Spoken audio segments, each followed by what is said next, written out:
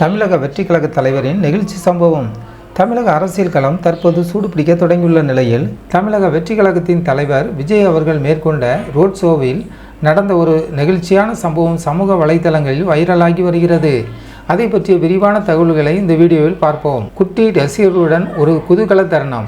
பொதுவாகவே தளபதி என்று ரசிகர்களால் அன்போடு அழைக்கப்படும் விஜய் அவர்களுக்கு குழந்தைகள் மற்றும் மாணவர்கள் மீது தனி பாசம் உண்டு என்பது நாம் அறிந்ததே. இன்று நடைபெற்ற பிரமாண்ட ரோடு ஷோவின் போது சாலையின் இருபுறமும் ஆயிரக்கணக்கான ரசிகர்கள் திரண்டிருந்தனர்.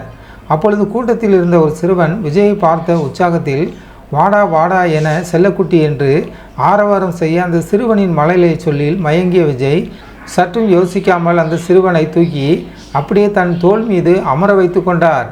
வைரலாகும் கூலிங் கிளாஸ் மூமெண்ட். இந்த நெகிழ்ச்சியான தருணத்தின் போது விஜய் அணிந்திருந்த அந்த ஸ்டைலான கூலிங் கிளாஸ் ரசிகர்களின் கவனத்தை ஈர்த்தது.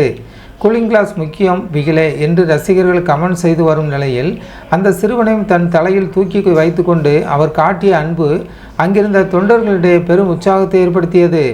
அரசியல் பயணத்தில் பிஸியாக இருந்தாலும் தன் ரசிகர்களிடமும் குறிப்பாக வருங்கால தூண்களான குழந்தைகளிடமும் அவர் காட்டும் இந்த எளிமையாய்தான் அவரை மற்றவர்களிடமிருந்து வேறுபடுத்தி காட்டுகிறது என அரசியல் விமர்சகர்கள் கருத்து தெரிவித்து வருகின்றனர்.